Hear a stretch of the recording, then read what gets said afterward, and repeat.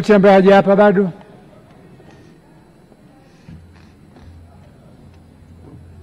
Kama kuna mbunge ambaye haja hapa, atatoa taarifa kwa katibu na atafanya utaratibu maalum wa kuapishwa.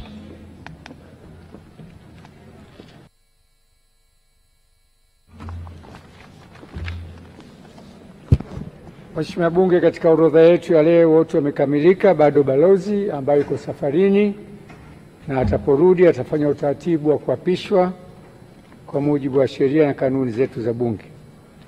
Mheshimiwa Bunge, nashukuru sana kwa kazi nzuri mliofanya.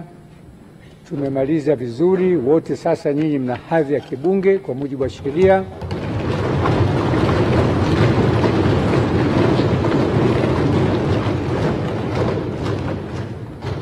Na ubunge ni heshima.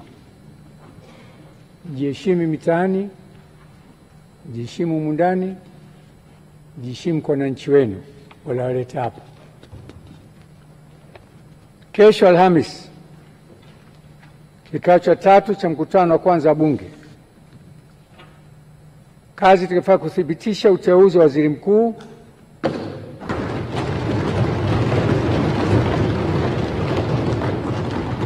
uchaguzi na kiapo cha naibu spika. Wabunge wote wanaombwa wawepo kuanzia saa 3 kasoro dakika 10, kila mtu yuko kwenye kiti chake. Naomba sana tuzingatie muda na idadi ya kukamilisha zoezi la kesho. Siku ya Ijumaa mtapewa utaratibu wa Ijumaa utapokuwa kesho hiyo baada ya kumthibitisha waziri mkuu. Naahirisha shughuli za Bunge mpaka kesho saa 3 asubuhi.